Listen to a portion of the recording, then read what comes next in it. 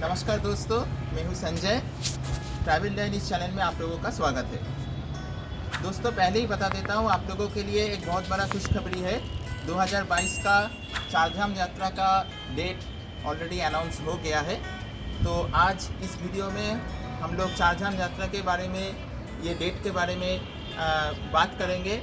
और जैसे कि हमने बोला था कि ट्रैकिंग के बारे में हम लोग कुछ टिप्स देंगे और ट्रैकिंग के दौरान क्या क्या चीज़ आप लोगों को ध्यान में रखना पड़ेगा, वो सारा चीज़ इस वीडियो में हम लोग कवर करेंगे। तो दोस्तों, बने रहिए हम लोगों के साथ ये वीडियो में। चलिए चलते हैं डिटेल में इसके ऊपर बात करते हैं। दोस्तों, अभी तक जो अनाउंसमेंट हुआ है, चारधाम यात्रा 2022 में गंगोत्री और यमुनोत्री धाम 3 मई 2022 को ओपन हो रहा है और केदारनाथ धाम ओपन हो रहा है 7 मई को और बद्रीनाथ धाम ओपन हो रहा है 8 मई 2022 को। तो अभी तक का जो न्यूज़ है उसमें कौन सा स्टेट से क्या क्या जारी रहेगा, कि कौन सा स्टेट से कौन आदमी आ सकता है, कि उसके ऊपर कैसे पाबंदी रहेगा, कि कोविड के सिचुएशन लेके क्या क्या है, वो अभी तक अनाउंस नहीं हुआ है। वो धीरे धीरे आगे न्यूज़ आते जाएगा। जैसे न्यूज़ और अपडेट आएगा मैं आप लोगों को वो न्यूज़ डेफिनेटली पहुँचा दूँगा। केदारनाथ यात्रा के लिए सबसे पहले जो इम्पोर्टेंट पॉइंट आता है वो है यात्रा के टाइमिंग के ऊपर। तो आपको ध्यान रखना पड़ेगा कि आप यात्रा कब चालू कर रहे हैं। तो मेरा सजेशन है कि आप यात्रा एकदम सुबह अर्ली मॉर्निंग स्टार्ट कीजिए। आप 4 बजे या 5 बजे के अंदर अंदर यात्रा स्टार्ट कीजिए, क्योंकि जो रेगुलर ट्रेकर नहीं है तो उसके लिए ये 20-22 किलोमीटर का ट्रेकिंग करना में मोटा मोटी आप 10 से 11 घंटा लग जाएगा। तो इसके लिए जितना अर्ली मॉर्निंग आप स्टार्ट करोगे तो उतना जल्दी आप मतलब शाम के अंदर अंदर आप पहुंच जाओगे। शाम तक पहुंचने से आपको मंदिर में जाके जो आरती है वो देखने का मौका मिलेगा। तो मेरा जो सजेशन है कि आप अर्ली मॉर्निंग स्टार्ट कीजिए और 6-6:30 के अंदर अंदर आप केदारनाथ में पहुंच जाइए। दूसरा इम्पोर्टेंट पॉइंट है कि ट्रैकिंग के दौरान आपका ड्रेस क्या होगा। तो एक चीज़ एकदम ध्यान में रखना कि थर्मल जो विंटर वेयर है वो पहन के आप ट्रैकिंग मत करो, क्योंकि आप ट्रैकिंग के दौरान बहुत गर्मी होता है, धूप बहुत तेज़ होता है। तो आपको कंफर्टेबल कपड़ा पहनना है। आपका ट्रैक पैंट होना चाहिए। जीन्स पहन के आप जा सकते हो, पर जीन्स में थोड़ा दिक्कत हो सकता है उठने बैठने में, क्योंकि इतना लंबा पूरा दिन का आपका चढ़ाई है और ऊपर जाने के टाइम पूरा रास्ता ही चढ़ाई है, उधर उतराई का कोई जगह नहीं है। तो track pant, comfortable track pant पहनिए। उसके ऊपर आप फुल स्लीव या हाफ स्लीव टी शर्ट पहन सकते हो और डेफिनेटली आप ये जो सैम कैप है वो ले लो। और दूसरा है आप रेन कोट डेफिनेटली कैरी करो, क्योंकि वहाँ पे जो मौसम का कुछ ठीक नहीं रहता है। कभी कभी कहते हैं सुबह अच्छा मौसम, धूप खिलता है, पर शाम के टाइम बहुत बारिश हो जाता है। तो ये रेन कोट या अम्ब्रेला दोनों में से कोई भी आप रख सकते हो आपके पास। इसके बाद और एक जो चीज़ आपको ध्यान रखना पड़ेगा कि आपका शूज़ क्या होना चाहिए। देखिए, स्लीपर में कभी भी ये ट्रेक मत कीजिए। स्लीपर एकदम सही नहीं रहता है उधर। आपका अगर कोई ट्रेकिंग का शूज़ हो तो वो रहेगा, या अगर ट्रेकिंग का शूज़ नहीं भी हो तो स्पोर्ट्स शूज़ से भी आपका काम चल जाएगा।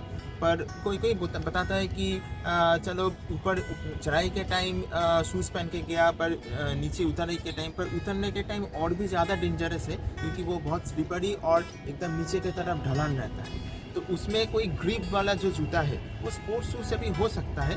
ट्रेकिंग शू अगर आपके पास हो वो तो सबसे बढ़िया होगा, या तो फिर स्पोर्ट्स शू से भी आपका काम चल सकता है। ये स्पोर्ट्स शू आप ऑनलाइन देख सकते हो। ऑनलाइन आपको बहुत सारा ब्रांड मिल जाएगा। उधर से आप मोटा मोटी रेंज पकड़ लीजिए, 2 से 3 हज़ार के अंदर आपको बहुत सारा स्पोर्ट्स शू का ऑप्शन मिल जाएगा।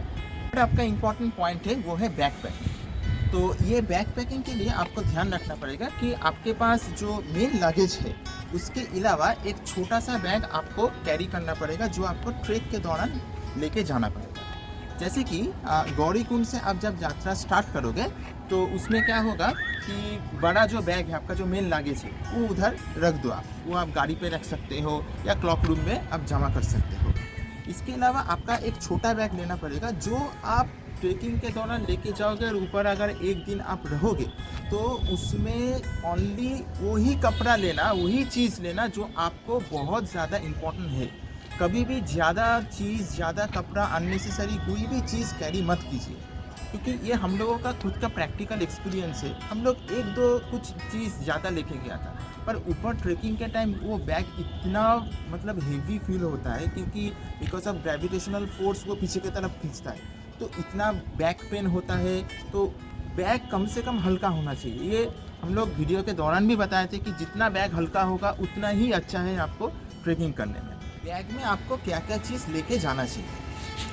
फर्स्ट कि आपको जो आपका मोबाइल या कैमरा जो भी है उसके लिए एक पावर बैंक लेके जाना चाहिए, क्योंकि ऊपर में जो भी पावर है वो मैक्सिमम सोलर सिस्टम में ही चलता है, तो ज़्यादा उधर पावर का ऑप्शन नहीं है। तो पावर बैंक आप कम से कम हर एक पर्सन के लिए 1 या 2 ये लेके चलिए, क्योंकि अभी कोई भी जाता है तो उधर रील बनाता है, फ़ोटो खींचता है, तो मोबाइल का या कैमरा का तो बैटरी लगेगा ही। इसके लिए आपको 1 या 2 पावर बैंक लेके जाना चाहिए। दूसरा पॉइंट क्या है, उसमें आप ग्लव्स ले लीजिए, क्योंकि ट्रेकिंग के दौरान तो आपको गर्मी लगेगा, पर रात को जब ठंड बहुत ज़्यादा हो जाएगा तो आपको ग्लव्स का ज़रूरत है। थर्ड, मैंने जो बोला था कि थर्मल विंटर वेयर जो है वो पहन के नहीं चलिए, पर वो आप बैग में रख सकते हो, क्योंकि रात में जो जब टेम्परेचर -2, -3 या -5 में चला जाएगा तो वो आपको काम पे आएगा।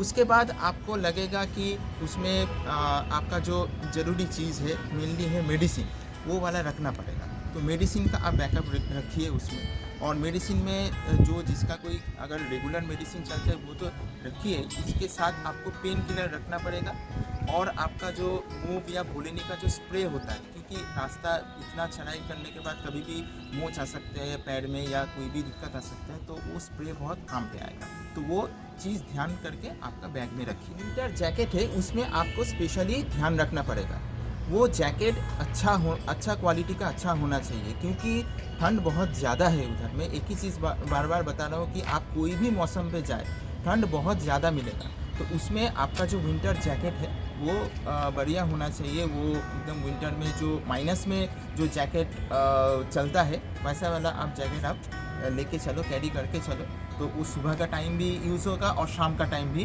वो यूज़ होगा, वो बहुत ज़रूरी है। इसके साथ साथ आप वुलन कैप और वुलन सॉक्स, ये 2 चीज़ आप कैरी कर सकते हैं। दोस्तों, इसके बाद जो 4th पॉइंट है वो है कुछ ड्राई फ्रूट्स आपको साथ में कैरी करना पड़ेगा, कुछ चॉकलेट्स वगैरह कैरी करना पड़ेगा, क्योंकि ये इंस्टेंट एनर्जी आपको देते हैं। तो ट्रेकिंग के दौरान ये बहुत सारा, वैसे तो आप लोगों को बहुत सारा उधर दुकान मिल जाता है जहाँ पे छोटा मोटा मतलब खाने के दुकान जो है वो मिल जाता है, पर ड्राई फ्रूट्स और चॉकलेट साथ में रखिए, और उसके साथ एक वाटर बोतल आप रखिए। तो उसमें आपको बार बार ख़रीदने का ज़रूरत नहीं है, पूरा रास्ते में बहुत सारा झरना है और वहाँ का पानी बहुत अच्छा है, आप उसको रिफ़िल कीजिए और पानी पीजिए, क्योंकि वहाँ पे पानी का बहुत कॉस्टली भी है, 50 रुपया करके एक बोतल का पानी का है, तो कोई ज़रूरत नहीं है पानी का और बोतल लेके जाने के लिए। एक ही बोतल रखिए, उसको रिफ़िल कीजिए और पानी पीते जाइए। दोस्तों, मेरे तरफ से मैं 2 स्पेशल टिप्स आपको देना चाहता हूँ कि ट्रैकिंग के दौरान आप ज़रूर जो स्टिक है वो लेके चलिए। गौरीकुंड से आप जब भी ट्रैकिंग चालू करोगे तो उसमें बहुत सारा रास्ते में ये आपको स्टिक मिल जाएगा। तो इसमें क्या होगा कि आपको चढ़ाई के टाइम और स्पेशली उतरने के टाइम ये स्टिक बहुत काम पे आएगा, क्योंकि वो आपका पूरा बैलेंस बना के रखेगा पूरा ट्रैकिंग के दौरान, पूरा यात्रा के दौरान। और दूसरा है, आप साथ में कपूर रखिए, क्योंकि जितना आप चढ़ाई करोगे, हाई ऑल्टीट्यूड में जाओगे, तो वहाँ पे ऑक्सीजन लेवल बहुत कम है, आपको सांस फूलेगा, कोई भी हो सांस फूलेगा ही फूलेगा, तो उसमें कपूर जो है बहुत काम आता है। हम लोग भी कैरी किए थे, तो वो बहुत आपको हेल्पफुल रहेगा। और सबसे लास्ट जो मैं चीज़ बताना चाहता हूँ कि ये तो सारा आपका पैकिंग वगैरह जो प्रिकॉशन है वो लेके जाना पड़ेगा, पर मेन जो चीज़ है, आपको बॉडी का एक फिटनेस आना चाहिए, आपको बॉडी फिट रखना ही पड़ेगा, क्योंकि ये कोई मतलब इतना चढ़ाई में जाना और 16-18 किलोमीटर, स्पेशली पहला 7 किलोमीटर तो फिर भी ठीक है, उसके बाद का जो चढ़ाई है, रामबाड़ा के बाद का जो चढ़ाई है वो बहुत स्टीफ हो जाता है, तो उसमें फ़िज़िकल फिटनेस और मेंटल फिटनेस दोनों ही चाहिए। तो इसके लिए मेरा सजेशन है कि कम से कम आपको, अब जब यात्रा चालू करोगे उसके 2 महीने से पहले आप डेली वॉक करो, सुबह, या अगर सुबह का टाइम ना हो तो शाम को, कोई भी टाइम अपने अकॉर्डिंगली चूज़ कर लो। वहाँ पे रोज़ आप डेली पैदल चलो या दौड़ो, अगर कोई मैदान हो वहाँ पे थोड़ा दौड़ो, तो वो फिज़िकल फिटनेस आपको बहुत हेल्प रहेगा। क्योंकि अचानक से आप अगर यात्रा चालू करोगे तो वो आपको दिक्कत आएगा। तो एक फिटनेस के ऊपर अगर आप ध्यान रखोगे तो वो सबसे मेन पॉइंट होगा। दोस्तों, इस वीडियो के दौरान मैंने कोशिश किया कि हर एक छोटा छोटा चीज़ का इन्फॉर्मेशन जो है आप लोगों के पास पहुंचने का। तो अगर इसके बाद भी अगर आपका कोई क्वेरीज़ आपका है तो आप वीडियो का कमेंट सेक्शन में ज़रूर डालिए। मैं डेफिनेटली हर एक कमेंट का आंसर करूँगा। आशा करता हूँ कि आपको ये वीडियो पसंद आया है, तो इस वीडियो को लाइक कीजिए, शेयर कीजिए, और अगर आप ये हमारा चैनल में नया हो तो डेफिनेटली चैनल को सब्सक्राइब कीजिए। देखिए, अगर सब्सक्राइब आप करोगे तो एक एक सब्सक्राइब से हम लोगों का जो एनर्जी है, जो एंथू है, वो बहुत बढ़ता है। तो ये नया नया वीडियो, नया नया चीज़, इन्फॉर्मेशन जो हम लोग आप लोगों के साथ जो शेयर करते हैं, तो उसके लिए हम लोगों को एक एनर्जी मिलता है, एक बूस्टअप मिलता है। तो ठीक है दोस्तों, मिलते हैं कोई नया वीडियो में। तब तक के लिए बाय बाय। हर हर महादेव।